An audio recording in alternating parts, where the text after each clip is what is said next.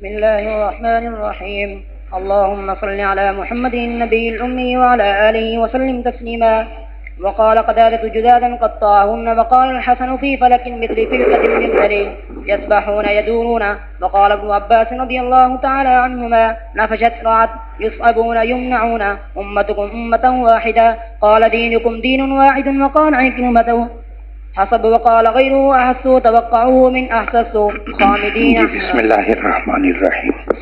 آواز کو آہستہ کیجیے، سیٹ کیجیے گا. سورۃ الانبیاء کے مفردات کی تشریح پڑھ رہے تھے. وقال قتادۃ جزازا قطعہن. قتادہ نے جزازن کا ترجمہ اور تفسیر کی قطعہن سے، یعنی ان کو ٹکڑے ٹکڑے کر دیا. آپ حضرات کو کل کے سبق میں لکھوایا تھا کہ جزازن اس میں دو قراءتیں ہیں، بضم الجیم اور بکسر الجیم. جزازن دونوں صورتوں میں معنی ایک ہی ہوگا اور رسم الخط میں بھی کوئی تبدیلی نہیں آئے گی، معنی میں بھی کوئی تبدیلی نہیں آئے گی. اب یہاں درمیان میں ہم پڑھ رہے تھے وقال الحسن فی فلک مثل فلکۃ المغزل. فلک ایک تو آپ آسمان کو پڑھتے ہیں، ایک فلک کشتی کے معنی میں پڑھتے ہیں. یہاں ایک تیسرا معنی مراد لے رہے ہیں کہ فلک کہتے ہیں مثل فلکۃ المغزل.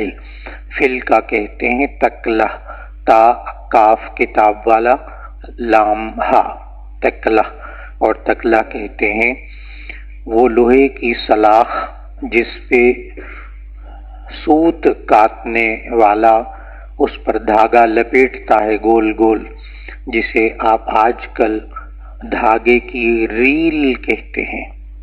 تو دھاگے کی جو ریل ہوتی ہے وہ بھی ایک سلاخ کے اوپر ہوتی ہے جس پہ روئی سے دھاگا بنتے بنتے لپٹتا چلا جاتا ہے.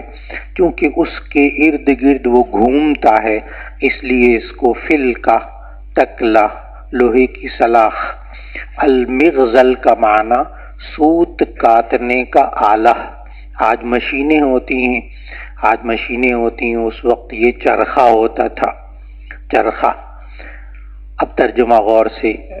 وَكُلٌّ فِي فَلَكٍ يَسْبَحُونَ، اور یہ سب کے سب اپنے مدار میں یسبحون تیر رہے ہیں. یہ آسمان میں یعنی سورج، یہ چاند. کلن فی فلک یسبحون، ہر ایک اپنے مدار میں یسبحون تیر رہا ہے، چل رہا ہے. مثل فلکۃ المغزل، جیسے کہ چرخہ کاٹنے والے میں تکلا یعنی لوہے کی سلاخ گھومتی ہے، اس طرح اس کے ارد گرد یہ بھی گھومتے ہیں. اگلا لفظ یسبحون، ابھی لفظ میں نے بتایا کلن فی فلک یسبحون. یسبحون کا معنی تیرتے ہیں، گھومتے ہیں. یدورون وہ گھومتے ہیں. سبح کا معنی تیرنا بھی ہوتا ہے، سبح کا معنی گھومنا بھی ہوتا ہے. اگلا لفظ وقال ابن عباس رضی اللہ عنہ نفشت ای رعت. رعت نفشت کا معنی رات کے وقت چرنا، جانوروں کا گھاس کھانا. نفشت ای رعت یعنی رات کے وقت چرنا. یصبحون آیت نمبر 43 میں یہ لفظ آیا. یصحبون یمنعون یمنعون. اس سے پہلے نفشت کا جو لفظ گزرا وہ آیت نمبر 78 میں ہے، اور یصبحون یہ آیت نمبر 43 میں ہے. یصبحون کا معنی یمنعون، وہ روکے جاتے ہیں. اگلا لفظ سمجھیے گا امتکم امتا واحدہ. امت کے میں نے کئی معنی آپ کو لکھوائے تھے، ان میں سے ایک معنی یہاں مختلف موجود ہے، انہی میں سے جو آپ کو لکھوائے تھے کہ امت کا معنی دین بھی ہوتا ہے. امتکم امتا واحدہ قال دینکم دین واحد. تو یہاں امت بمعنی دین کے ہے، تمہاری امت ایک ہی امت ہے. یعنی کیا معنی؟ دینکم دین واحد، تمہارا دین ایک ہی دین ہے. اگلا لفظ وقال عکرمۃ حصبوا ای حطبوا بالحبشیہ. حصب آیت نمبر 98 میں لفظ آیا انکم وما تعبدون من دون اللہ حصب جہنم، بے شک تم اور تم جن کی عبادت کرتے ہو وہ جہنم کا ایندھن بنیں گے. حصب کا معنی ایندھن. آگے فرماتے ہیں حضرت عکرمہ حطبوا بالحبشیہ، یہ حصب جو ہے یہ خشک لکڑی اور ایندھن کو کہتے ہیں حبشی زبان میں. حصب یہ حبشی زبان میں حطب کو کہتے ہیں، عربی میں حطب کہتے ہیں لکڑی، جلانے والی لکڑی، اور ایندھن کو کہتے ہیں. یہاں آپ ذہن میں یہ بات نہ آنے دیجیے گا جس پر پہلے بھی بات ہو چکی ہے کہ حصب اگر یہ حبشی زبان کا لفظ ہے تو ایسی صورت میں قرآن مجید میں تو ہمیں بتایا گیا کہ انا انزلناہ قرآنا عربیہ، کہ بے شک ہم نے قرآن کو عربی میں اتارا. اس کی توجیحات پہلے میں لکھوا چکا ہوں کہ ایک توجیح تو یہ لکھوائی تھی اس وقت کہ جو زبان کا لفظ کسی اور زبان میں منتقل ہو جائے تو ایسی صورت میں وہ اسی زبان کا شمار ہونے لگتا ہے کثرت استعمال اور عرف کی وجہ سے. تو اصل اگرچہ اس کی حبشی زبان کی ہے لیکن جب یہ عربی میں استعمال ہونے لگا تو اب ایسی صورت کے اندر یہ عربی لفظ ہی شمار ہوگا. دوسرا انا انزلناہ قرآنا عربیہ پہ توجیہ یہ لکھوائی تھی کہ اکثر قرآن حکیم کے الفاظ وہ عربی ہیں، کچھ الفاظ ایسے ہیں جو غیر عربی ہیں، لیکن پورا قرآن یہ نازل ہوا عربی ہی میں. اب پڑھیے آگے جی. وقال غيره أحسوا توقعوه منا فاست خامدين هامدين حصيد مستأصل جی يقع على الواحد والاثنين والجميع لا يستحسرون لا يعيون منه حسير وعصرت بعيري عميق بعيد نكسوا ردوا صنعة لبوس الدروع تقطعوا أمرهم اختلفوا الحسيس والحس والجرس والهمس واحد وهو من الصوت الخفي آذناك أعلمناك آذنتكم إذا أعلمته فأنت وهو على سواء لم تقدر. وقال مجاهد لعلكم تسألون تفهمون إذ توارض التماثيل والأصنام السجل الصحيفة. وقال غیرہ کی ضمیر راجع ہے حضرت عکرمہ کی طرف جو ابھی نام پہلے گزرا. وقال غیرہ حضرت عکرمہ کے علاوہ نے کہا احسو، یہ آیت نمبر 12 میں سورہ انبیاء میں آیا. احسو کا معنی توقعوہ انہوں نے اس کی توقع کی. من احسستو، یہ احسستو سے مشتق ہے یعنی میں نے توقع کی. اگلا لفظ خامدین آیت نمبر 15 سورہ انبیاء کی. خامدین، خامدین کا معنی حامدین، حامدین کا معنی آگ کا بجھنا، ٹھنڈا ہونا، آگ کا بجھنا ٹھنڈا ہونا. حتی جعلناہم حصیدا خامدین، خامدین کا معنی آگ کا بجھنا، ٹھنڈا ہونا. آگے لفظ فرماتے ہیں حصید، حصید، حصید کا معنی جڑ سے کٹا ہوا، حصید کا معنی جڑ سے کٹا ہوا. مستأصل یعنی جس کو جڑ سے اکھیڑا گیا ہو، مستأصل وہ چیز جس کو جڑ سے اکھیڑا گیا ہو. آگے فرماتے ہیں یقع علی الواحد والاثنین والجمیع، یہ حصید کا لفظ ایسا ہے جو ایک پر بھی اس کا اطلاق ہوتا ہے، دو پر بھی ہوتا ہے اور جمع پر بھی ہوتا ہے. یہ حصید کی تشریح مکمل ہو گئی. تو حصید کا لغوی معنی جڑ سے کٹا ہوا، مستأصل کا یہی معنی. اور پھر یہ بتایا کہ واحد، تثنیہ، جمع تینوں کے لیے لفظ حصید ہی آتا ہے. اگلا لفظ یا لا یستحسرون، لا یستحسرون آیت نمبر 19 میں یہ لفظ آیا. لا یستحسرون، لا یستکبرون عن عبادتہ ولا یستحسرون، نہ وہ تکبر کرتے ہیں اس کی عبادت کے بارے میں، ولا یستحسرون، نہ وہ تھکتے ہیں. لا یستحسرون، نہ وہ تھکتے ہیں. ای لا یعیون، یعنی وہ تھکتے نہیں ہیں. اعیا کا معنی تھک جانا.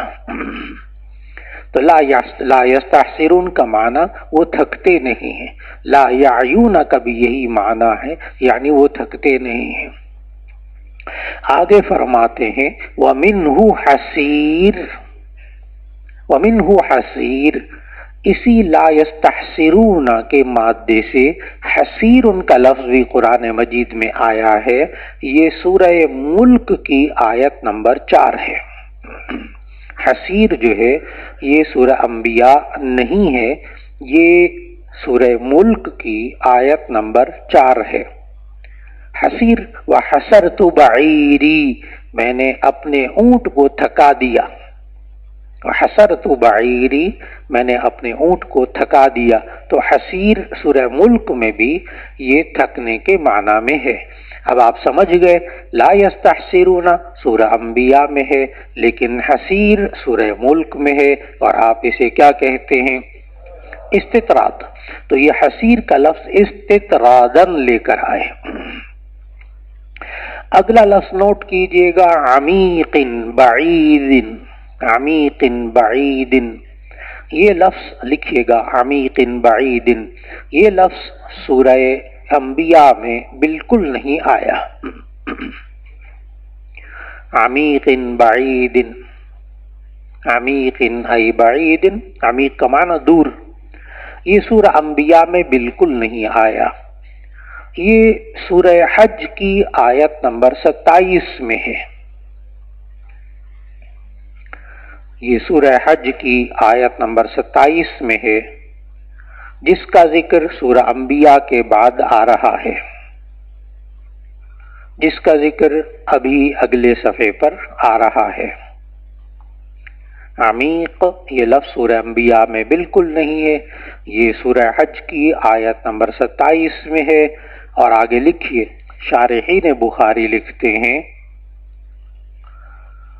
اس لفظ کو یہاں نقل کرنے کی کوئی مناسبت معلوم نہیں ہو رہی.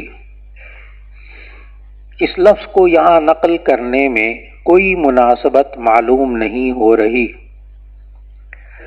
اس لیے شارحین بخاری نے اسے کاتب کا صحب قرار دیا ہے کہ اگلے صفحے پر سورہ حج ہے، اس کا ایک لفظ یہاں لکھا گیا ہے.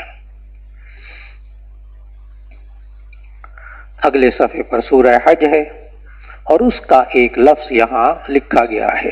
بات مکمل ہو گئی. تو عمیق بعید پر بہت اچھی طرح آپ نے واضح طور پر لکھنا ہے کہ یہ سورہ انبیاء میں نہیں ہے، یہ سورہ حج کی آیت نمبر 27 ہے، اور اگلے صفحے پر یہ سورت آ رہی ہے، اس کی تشریح آ رہی ہے. اس کے ایک لفظ کو کاتب نے سہون یہاں نقل کر دیا ہے، ورنہ اس کا سیاق و سباق سے یہاں کوئی تعلق نہیں ہے. اگلا لفظ نکسو. نکسو یہ لفظ سورہ انبیاء کی آیت نمبر 65 میں آیا ہے. نکسو یہ سورہ انبیاء کی آیت نمبر 65 میں آیا ہے. نکسو کا معنی ردو، لوٹا دیے گئے، لوٹا دیے گئے، الٹے کر دیے گئے، لوٹا دیے گئے. نکسو کا معنی لوٹا دیے گئے. لیکن حضرت شیخ الہند رحمہ اللہ نے اس کا ترجمہ کیا ہے اوندھے ہو گئے، الٹے ہو گئے، اوندھے ہو گئے. تو نکسو کا معنی ردو، لوٹا دیے گئے، اور ایک اور معنی اس کا الٹے کر دیے گئے. تو حضرت شیخ الہند رحمہ اللہ نے اس کا ترجمہ کیا ہے تفسیر عثمانی میں، وہ اوندھے ہو گئے، الٹے ہو گئے. آگے لفظ صنعت لبوس. صنعت لبوس، ان کو ایک لباس کی صنعت، ایک لباس بنانے کا ہنر حضرت داؤد علیہ السلام کو دیا گیا تھا. اور آگے لفظ لکھا ہے الدروع زرہیں.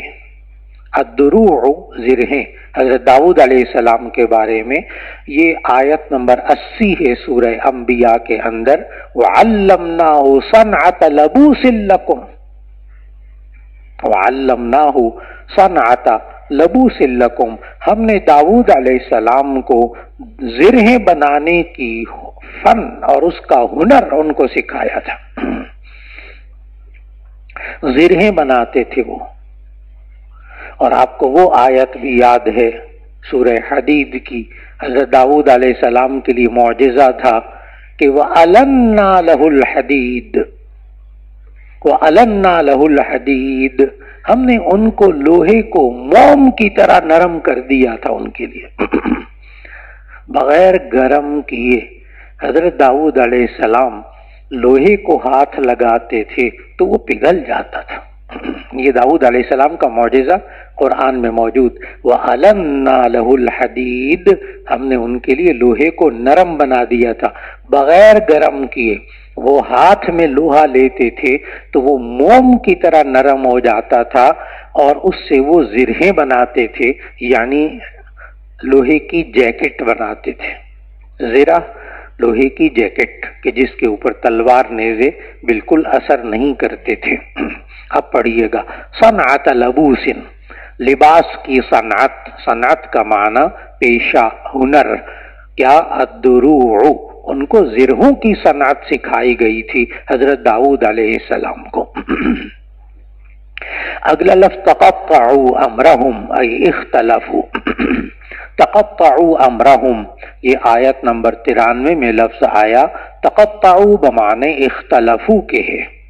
ویسے تو قطع کا معنی کاٹنا توڑنا ہوتا ہے، لیکن یہاں مفہومی ترجمہ اختلافو ہے. تقطعوا امرهم، وہ اپنے معاملات کے بارے میں اختلاف کرنے لگے. اگلا لفظ الحسیس. الحسیس یہ لفظ پہلے تشریح میں گزر چکا ہے.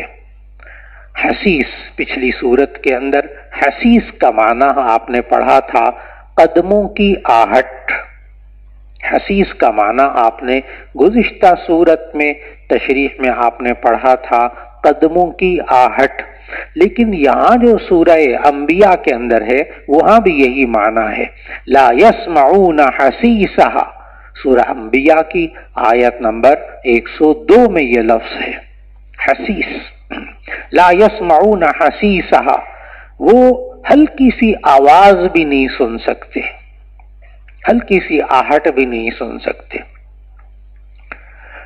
والحس والجرس والہمس واحد، فرماتے ہیں حس ہلکی سی آواز، جرس گھنٹی کی آواز، والہمس اور آہستہ سے سرگوشی کی آواز، واحد ان تینوں کا معنی ایک ہی ہے، آہستہ آواز. جرس گھنٹی کو بھی کہتے ہیں، گھنٹی کی ہلکی سی آواز. الحس والجرس والہمس واحد وہو من الصوت الخفی، اور یہ ہلکی آواز سے مراد ہے. من الصوت الخفی، حسیس کا معنی صوت الخفی، ہلکی سی آواز، جسے ہم نے پہلے پڑھا قدموں کی آہٹ. اب بات مکمل ہو گئی. اگلا لفظ سمجھنا ہے ذرا غور سے. آذنا کا، اعلمنا کا، آذنا کا، اعلمنا کا، اور آگے اسی سے لفظ ہے آذنتکم. آذنتکم یعنی اذا اعلمتہ، جب آپ نے ان کو آگاہ کر دیا. تو آذنا کا اور آذنتکم دونوں کا معنی ہے اعلام میم کے ساتھ، یعنی آگاہ کرنا. دونوں کا معنی آگاہ کرنا. لیکن اب آپ نوٹ کریں گے کہ آذنا کا یہ سورہ حامیم السجدہ کی آیت نمبر 47 میں آیا. آذنا کا یہ سورہ حامیم السجدہ کی آیت نمبر 47 میں آیا. آذنا کا ای اعلمنا کا، اس کا ترجمہ ہے ہم نے آگاہ کر دیا، ہم نے آگاہ کر دیا. اور آذنتکم، اب ذرا توجہ سے، آذنا کا یہ سورہ حامیم السجدہ کی آیت نمبر 47 ہے. اور یہ بھی نوٹ کر لیجئے کہ آپ میں سے بعض ساتھیوں کے پاس عرب کے چھپے ہوئے قرآن مجید ہیں، ان میں آپ کو فہرست میں سورہ حامیم السجدہ نظر نہیں آئے گی. فہرست میں عرب میں چھپے ہوئے جتنے قرآن مجید آپ کے سامنے آ رہے ہیں ان میں سورہ حامیم السجدہ کا نام لکھا ہوا ہے سورہ فصلت، نوٹ کر لیجیے گا یہ والا۔ تو یہ سورہ فصلت کی آیت نمبر 47 میں آیا ہے آذنا کا۔ سورہ حامیم السجدہ کا دوسرا نام سورہ فصلت۔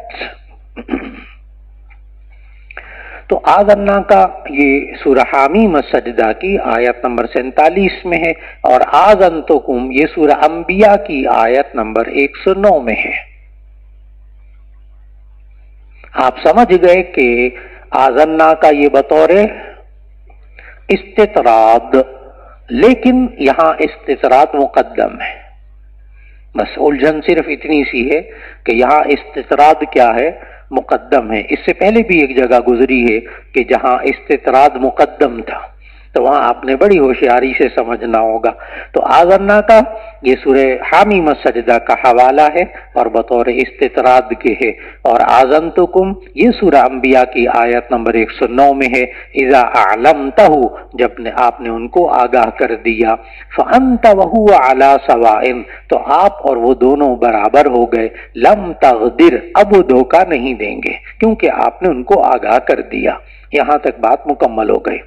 وقال مجاہد لعلکم تسألون آیت نمبر 13 سورہ انبیاء کی، لعلکم تسألون اور شاید کہ امید ہے کہ تم سے پوچھا جائے گا، یعنی تفہمون تمہیں سمجھایا جائے گا۔ تسألون یہ تفہمون کے معنی میں ہے۔ اگلا لفظ ارتضا، ارتضا آیت نمبر 28 ہے سورہ انبیاء کی، فرما رہے ہیں ارتضا رضیہ کے معنی میں ہے، وہ راضی ہوا۔ ارتضا رضیہ کے معنی میں ہے۔ اگلا لفظ التماثیل، تماثیل یہ سورہ انبیاء کی آیت نمبر 52 میں یہ لفظ آ رہا ہے۔ تماثیل یہ سورہ انبیاء کی آیت نمبر 52 میں یہ لفظ آ رہا ہے۔ ما هذه التماثیل التي، ما هذه التماثیل التي، تماثیل کا معنی الاصنام بت، تماثیل کا معنی اصنام بت۔ اگلا لفظ السجل، السجل، سجل کا معنی صحیفہ، یہ سورہ انبیاء کی آیت نمبر 104 میں ہے۔ السجل یہ سورہ انبیاء کی آیت نمبر 104 میں ہے۔ کطی السجل للکتب، وہاں ترجمہ کرتے ہوئے سجل کا معنی مشکل لگتا ہے، سجل کا معنی صحیفہ، رجسٹر، صحیفہ۔ کطی السجل للکتب، اس وقت اس کو ایسے لپیٹ دیا جائے گا جیسے کہ کتاب کو لپیٹا جاتا ہے۔ جی اگلا باب پڑھیے۔ باب قوله كما بدأنا أول خلق، وبه قال حدثنا سليمان بن حرب قال حدثنا شعبة عن المغيرة بن النعمان شيخ من النخعي عن سعيد بن جبير عن ابن عباس رضي الله تعالى عنهما قال ختم النبي صلى الله عليه وسلم فقال إنكم معشورون إلى الله عز وجل عراة غرلا كما بدأنا أول خلق نعيد وعدا علينا إنا كنا فاعلين ثم إن أول من يخفى يوم القيامة إبراهيم ألا إنه يجاء برجال من أمتي فيؤخذ بهم ذات الشمال فأقول يا ربي أصحابي فيقال لا تدري ما أحدثوا بعدك فأقول كما قال العبد الصالح وكنت عليهم شهيدا ما دمت إلى قوله شهيد فيقال إن هؤلاء لم يزالوا مرتدين إلى أعقابهم منذ فارقتهم۔ جی حدیث کو سمجھنے کی کوشش کیجئے گا۔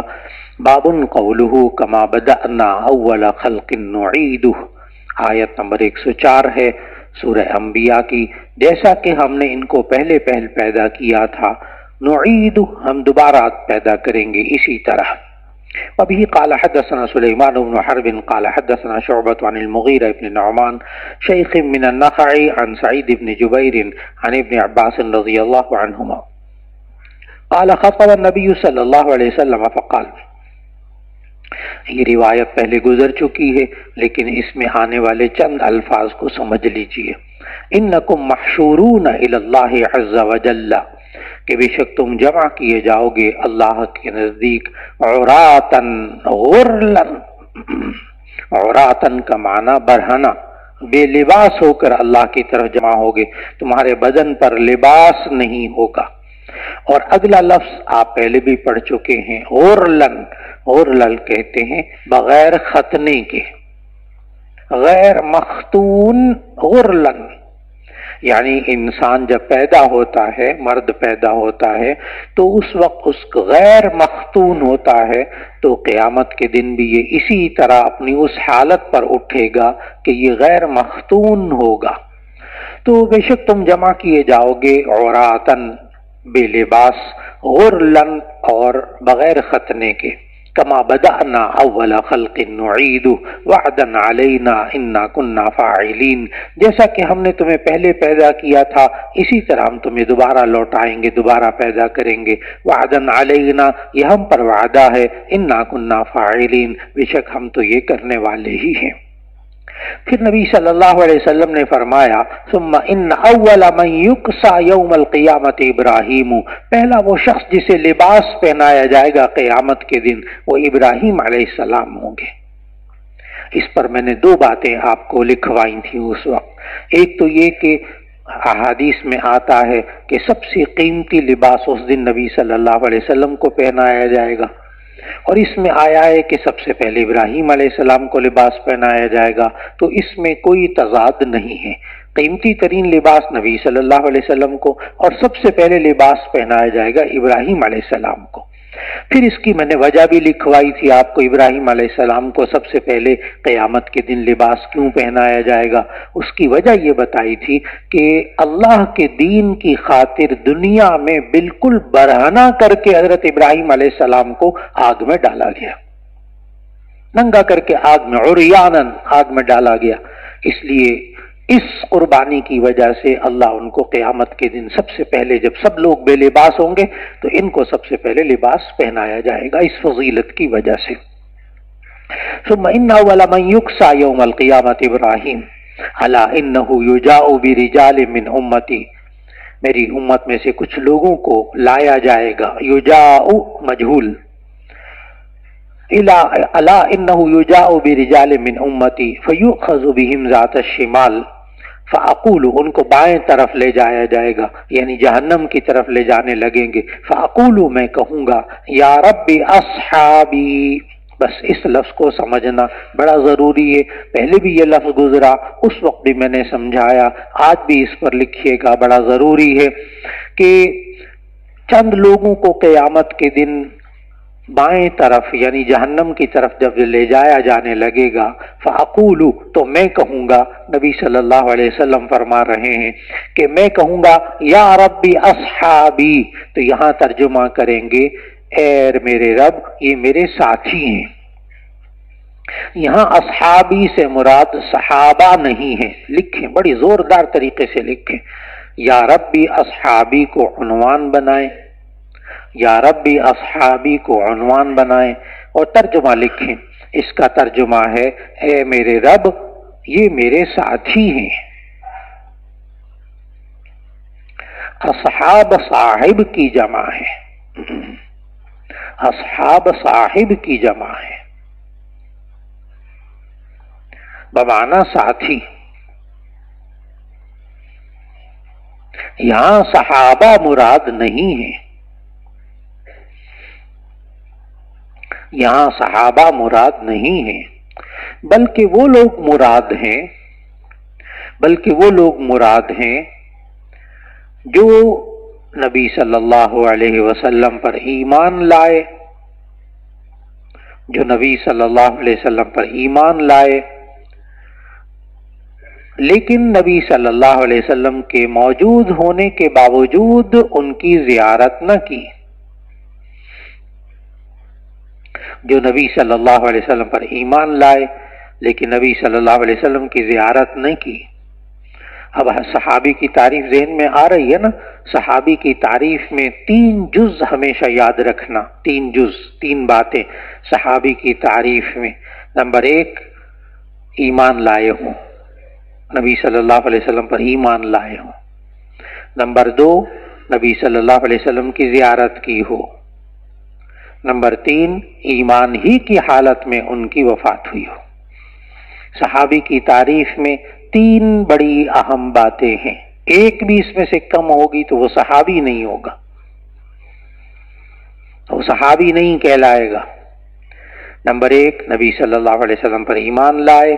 نمبر دو، نبی صلی اللہ علیہ وسلم کی زیارت کرے، چاہے حکمن چاہے حقیقتاً، جیسے عبداللہ ابن ام مکتوم نابینا تھے لیکن صحابی تھے، تو نبی صلی اللہ علیہ وسلم پہ ایمان لائے، نبی صلی اللہ علیہ وسلم پر نمبر ایک ایمان لائے، نمبر دو زیارت کی ہو اس نے، نمبر تین اس کا انتقال بھی ایمان کی حالت میں ہوا ہو، تب وہ صحابی ہوگا۔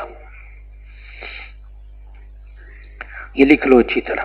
اب آگے لکھو، کیونکہ بعد میں یہ لوگ مرتد ہو گئے تھے،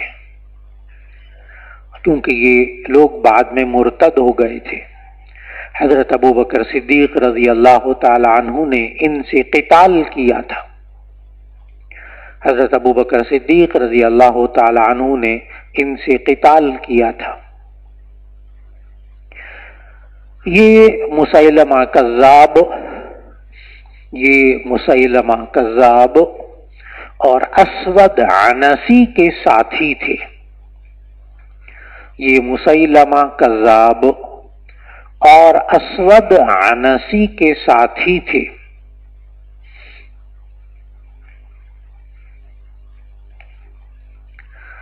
علامہ خطابی رحمہ اللہ فرماتے ہیں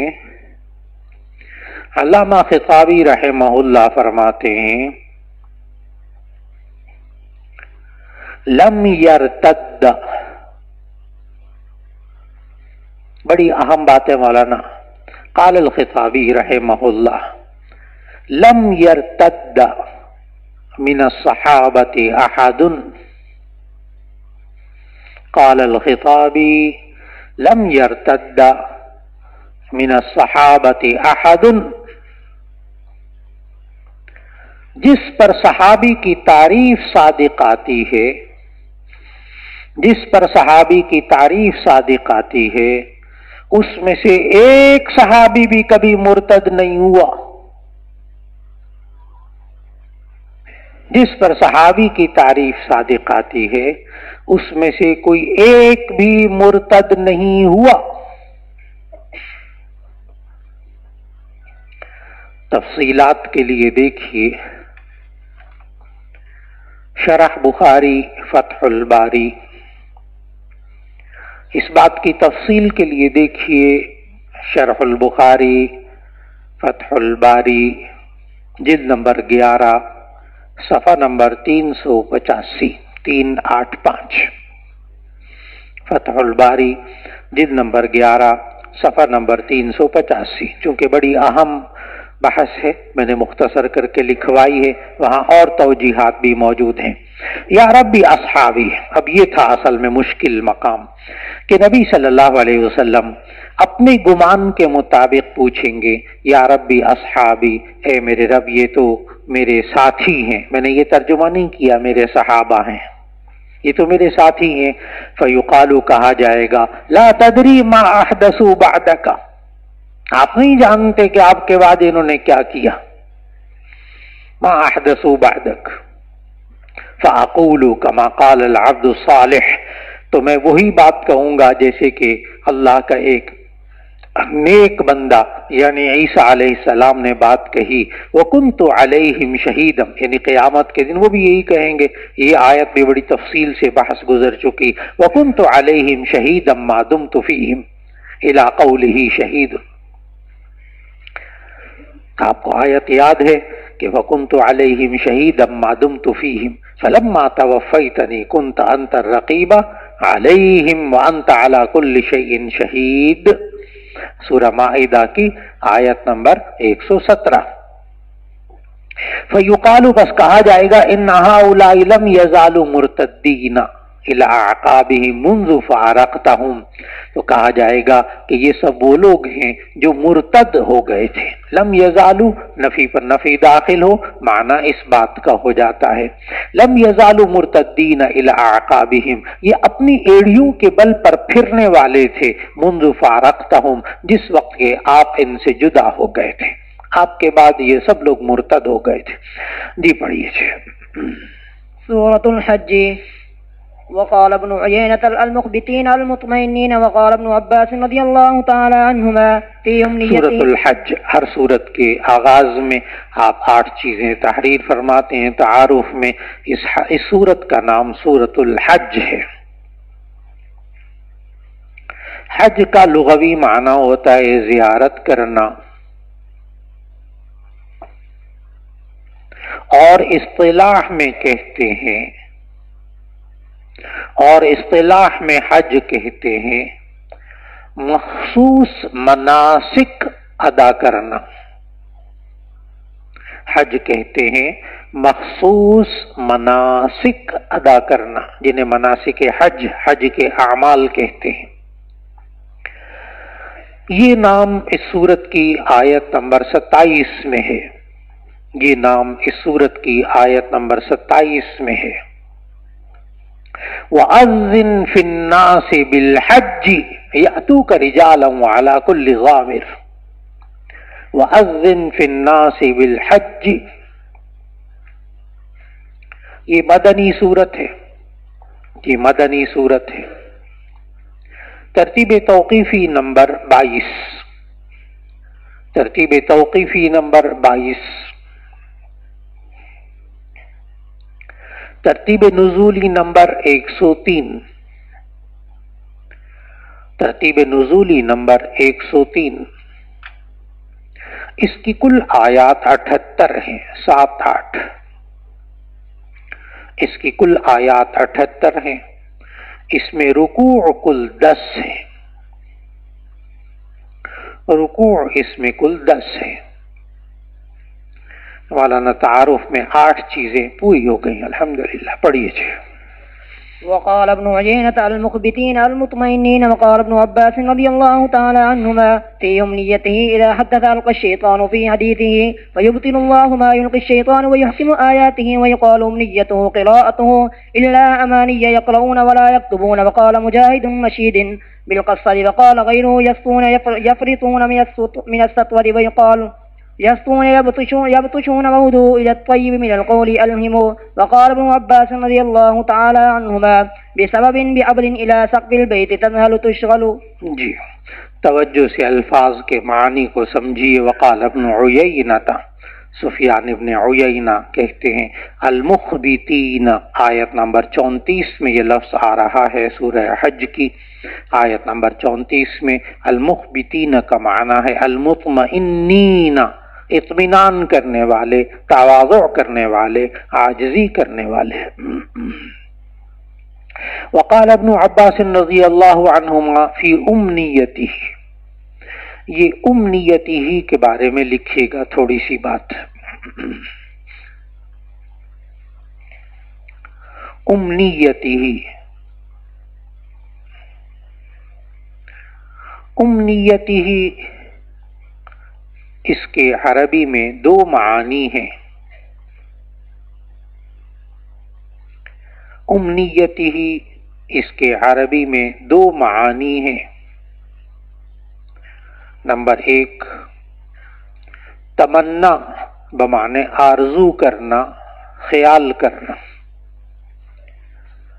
نمبر 1 تمنا بمعنی آرزو کرنا، خیال کرنا. فی امنیتہ، فی امنیتہ یہ سورہ حج کی آیت نمبر 52 میں آ رہا ہے. فی امنیتہ یہ سورہ حج کی آیت نمبر 52 میں آ رہا ہے. یہ آیت ذرا دیکھو مولانا، پھر تاکہ آپ کو نا حضرت شیخ الہند کا ترجمہ بھی سمجھا سکوں میں. آیت کو ذرا قرآن میں غور سے دیکھنا،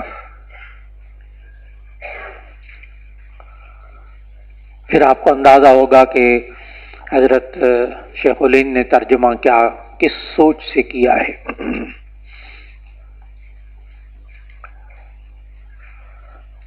اذا تمنى الشیطان، اذا تمنى القى الشیطان فی امنیتہ. اذا تمنى القى الشیطان فی امنیتہ، جب وہ آرزو کریں گے القى الشیطان فی امنیتہ تو شیطان ان کے آرزو میں یہ بھی ڈال دے گا. دیکھو تمنا کا لفظ بھی آیا نا، تو ایک امنیہ کا معنی کیا ہوتا ہے؟ تمنا کرنا، آرزو کرنا۔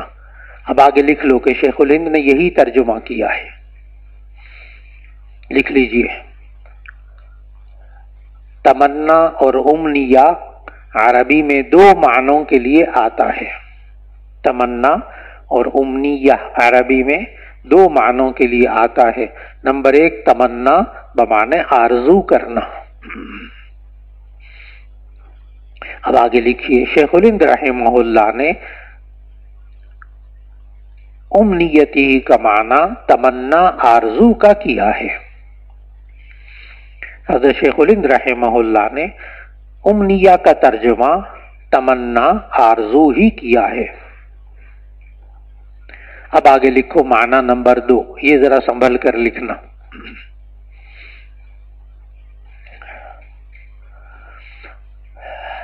معنی نمبر 2، تمنا اور امنیہ کا دوسرا معنی ہے قراءت، تلاوت، پڑھنا۔ بالکل مختلف چیز ہے مولانا، اس لیے توجہ سے۔ معنی نمبر 2، تمنا اور امنیہ کا دوسرا معنی ہے قراءت، تلاوت، پڑھنا۔ امام بخاری رحمہ اللہ نے یہاں امنیہ کے معنی قراءت یعنی پڑھنے کے بیان کیے ہیں۔ امام بخاری رحمہ اللہ نے یہاں امنیہ کا معنی قراءت پڑھنے کے بیان کیے ہیں۔ اور تفسیر عثمانی میں حضرت شیخ الہند کا ترجمہ تو آرزو کرنا کیا ہے، اور تفسیر عثمانی میں شیخ الہند رحمہ اللہ نے اس کا ترجمہ آرزو کرنا کیا ہے، لیکن تفسیر عثمانی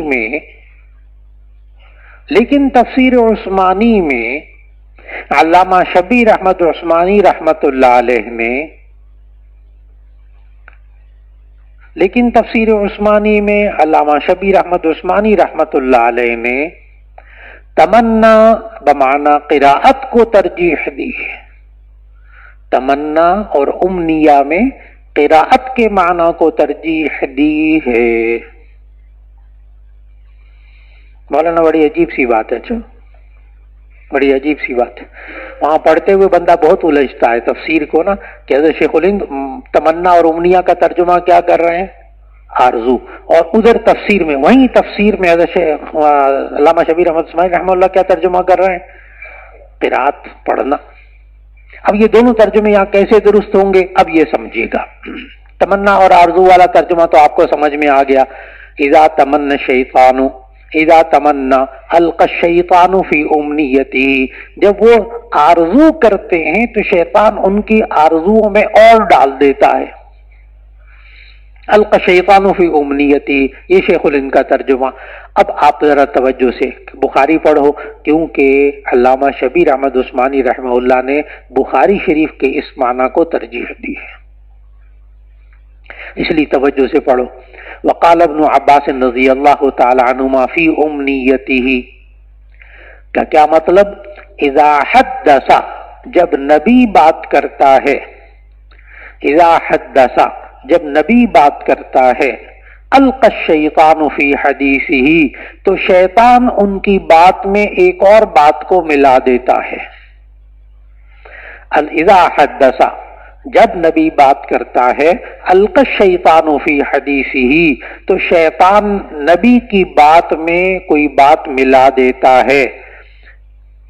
پھر فَيُبْطِلُ اللَّهُ مَا يُلْقِي الشَّيْطَانُ، اللہ باطل کر دیتا ہے اس کو جو شیطان ڈالتا ہے، وَيُحْكِمُ آیَاتِهِ، اور اپنی آیات کو مستحکم کر دیتا ہے، مضبوط کر دیتا ہے۔ اب قراءت کا معنی آپ کو سمجھ میں آ رہا ہوگا۔ اذا حدث القى الشیطان فی حدیثہ، یہ اب کیا ترجمہ ہوا؟ اذا تمنا القى الشیطان فی امنیتہ، تو دونوں جگہ قراءت پڑھنا. اذا حدث، جب نبی بات کرتا ہے، القى الشیطان فی حدیثہ، تو شیطان ان کی بات میں اپنی بات بھی ملانے کی کوشش کرتا ہے. فیبطل اللہ ما یلقی الشیطان، تو اللہ تعالیٰ باطل کر دیتا ہے اس کو جو شیطان ملاتا ہے. ویحکم آیاتہ، اور اپنی آیات کو محکم کر دیتا ہے. وَيُقَالُ أُمْنِيَّتُهُ قِرَاءَتُهُ، اور امنیتہ کا معنی قراءتہ بھی کہا جاتا ہے. امنیتہ کا معنی قراءتہ بھی کہا جاتا ہے. اب بات یہاں تک مکمل ہو گئی. آگے ذرا غور سے سننا. الا امانیہ، الا امانیہ، یہ سورۃ البقرہ سورت نمبر 2 کی آیت نمبر 78 میں آیا ہے. آیت بھی لکھ لینا. اچھا، الا امانیہ، یہ سورت نمبر 2 سورت البقرہ کی آیت نمبر 78 میں آیا ہے. آیت کا وہ حصہ لکھ لینا. وَمِنْهُمْ أُمِّيُّونَ لَا يَعْلَمُونَ الْكِتَابَ إِلَّا أَمَانِيَّ، وَمِنْهُمْ أُمِّيُّونَ لَا يَعْلَمُونَ الْكِتَابَ إِلَّا أَمَانِيَّ، الا امانیہ.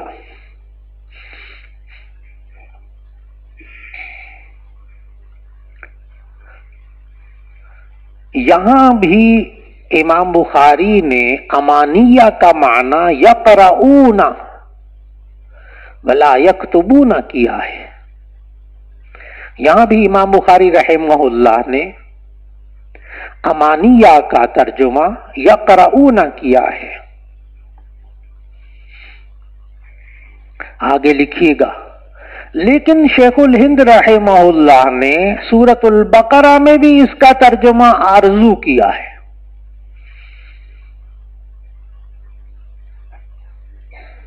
امام بخاری رحمہ اللہ نے سورۃ البقرہ کی اس آیت کی تفسیر بھی یقرؤون سے کی ہے، لیکن شیخ الہند رحمہ اللہ نے ترجمے میں یہاں بھی ترجمہ کیا کیا ہے؟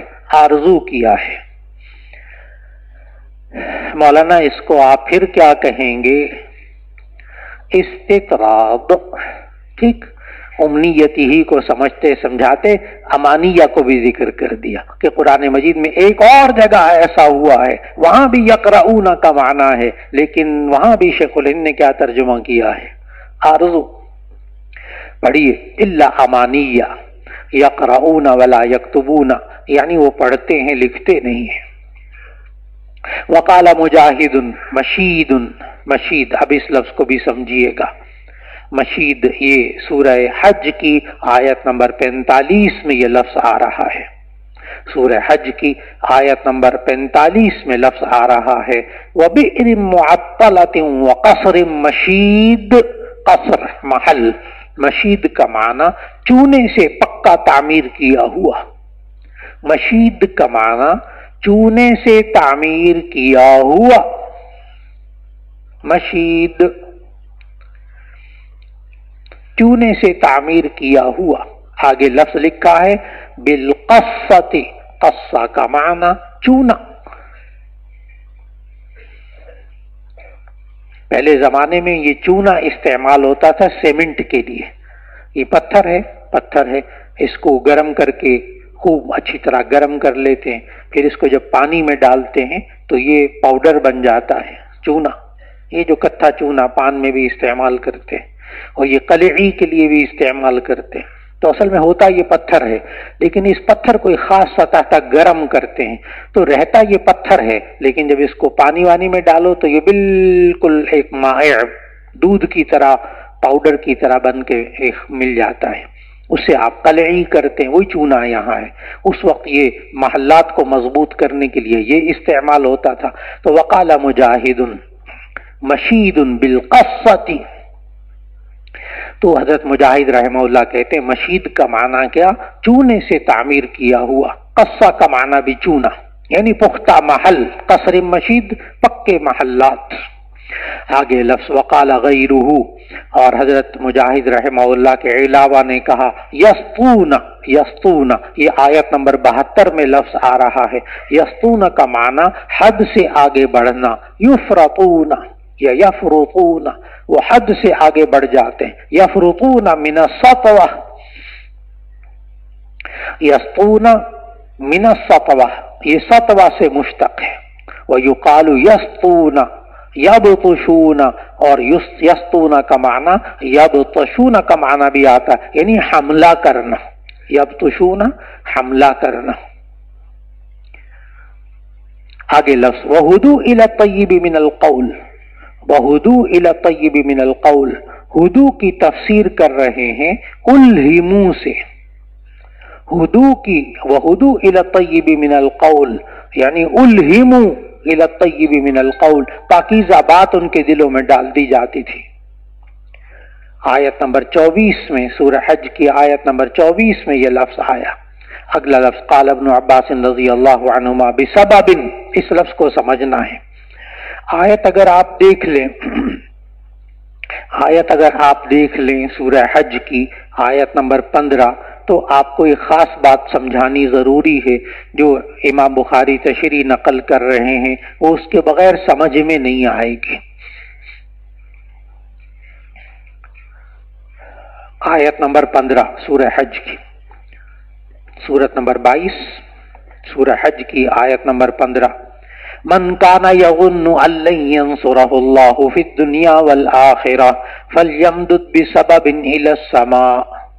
من کان یظن جو شخص یہ سمجھتا ہے ان لن ینصرہ اللہ فی الدنیا والآخرہ کہ اللہ ان کی ہرگز مدد نہیں کرے گا دنیا اور آخرت میں، فلیمدد بسبب الی السماء، سبب کا معنی رسی، سبب کا معنی رسی، فلیمدد بسبب الی السماء، تو وہ ایک آسمان تک رسی کیوں نہیں پھینک دیتے؟ وہ آسمان تک ایک رسی، سبب کا معنی آسمان اور سبب کا معنی رسی، بسبب الی السماء۔ اب سماء کا معنی دو معنی ہیں یہاں، ایک سماء کا معنی ہے چھت مرادی معنی، اور ایک سماء کا معنی آسمان۔ اب یہاں نوٹ کرو، سماء کا اس آیت میں دو معنی مراد ہیں۔ نمبر ایک، سماء سے مراد چھت، نمبر دو، سماء سے مراد آسمان۔ اب آگے لکھو، شیخ الہند رحمہ اللہ نے آیت نمبر 15 میں سماء کا ترجمہ آسمان کیا ہے۔ شیخ الہند رحمہ اللہ نے آیت نمبر 15 میں سماء کا ترجمہ آسمان کیا ہے، اور امام بخاری اس جگہ میں سماء کا مطلب سقف، چھت نقل کر رہے ہیں۔ اس جگہ آیت نمبر 15 میں سماء کا ترجمہ حضرت شیخ الہند رحمہ اللہ آسمان کر رہے ہیں، لیکن امام بخاری یہاں سماء کا ترجمہ سقف، چھت نقل کر رہے ہیں۔ اب ذرا توجہ سے کتاب میں دیکھو میں نے کیا لکھوایا۔ ایک تو یہ مطلب آپ نے ذہن میں رکھنا ہے کہ سبب کا معنی رسی، سبب کا معنی رسی، اور سما کے دو معنی، ایک سما کا حقیقی معنی یعنی آسمان، اور ایک سما کا مجازی معنی یعنی چھت۔ اور امام بخاری کیا نقل کر رہے ہیں؟ چھت۔ پڑھیے ذرا، قال ابن عباس رضی اللہ عنہما، اور یہ سما کا معنی چھت، یہ حضرت عبداللہ ابن عباس کی تفسیر ہے، یہ بھی نوٹ کر لو۔ سما کا معنی چھت، یہ حضرت عبداللہ ابن عباس کی تفسیر ہے جو امام بخاری نقل کر رہے ہیں۔ اب پڑھیے گا ذرا دیکھ کر پڑھیے، قال ابن عباس رضی اللہ عنہما بسبب ای بحبل الی سقف البیت، یعنی ایک رسی جو گھر کی چھت تک ڈال دو۔ تو سما کا معنی کیا کیا؟ سقف۔ اب آگے پڑھو، تزہلو، تزہلو ای تشغلو، تزہلو کا معنی تشغلو یعنی غافل کر دیے جاؤ گے، غافل کر دیے جاؤ گے۔ تزہلو کلو، آیت میں تزہلو کلو مرضعۃ عما ارضعت، اس دن غافل ہو جائے گی ہر دودھ پلانے والی دودھ پلانے سے۔ یہاں تک سبق مکمل ہوا، آگے باب جو ہے وہ پھر انشاءاللہ۔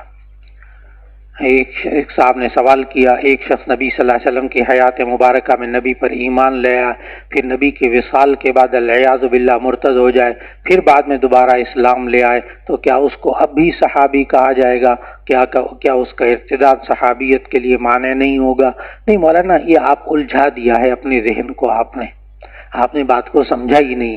میں نے صحابی کی تعریف لکھوائی، 3 باتیں: ایمان لایا ہو نبی صلی اللہ علیہ وسلم پر، نبی صلی اللہ علیہ وسلم کی زندگی میں آپ کی زیارت کی ہو اور بعد میں اس پر کیا رہا ہو؟ قائم رہا ہو۔ یہاں تک ٹھیک ہو گیا؟ یہاں تک ٹھیک ہو گیا؟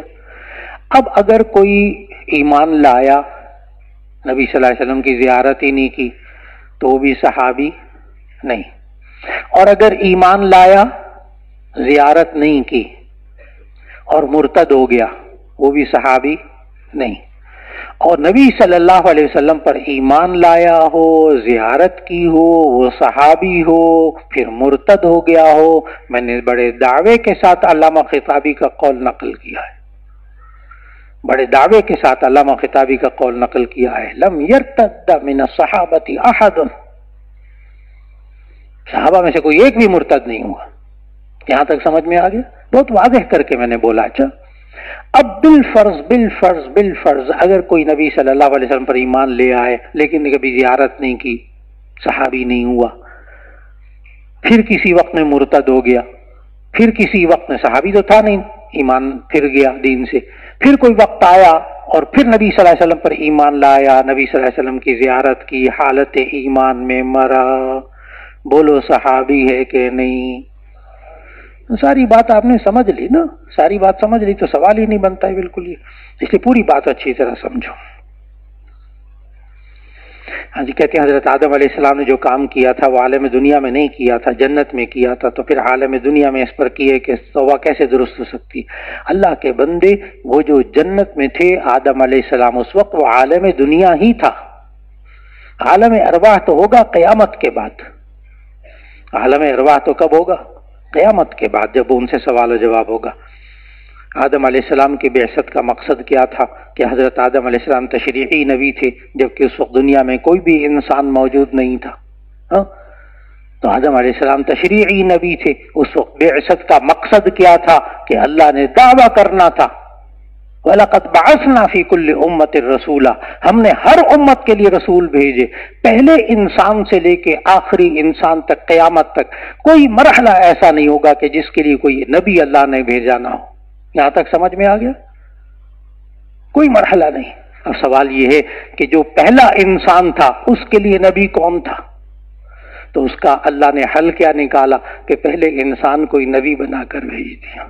جواب مکمل ہوا۔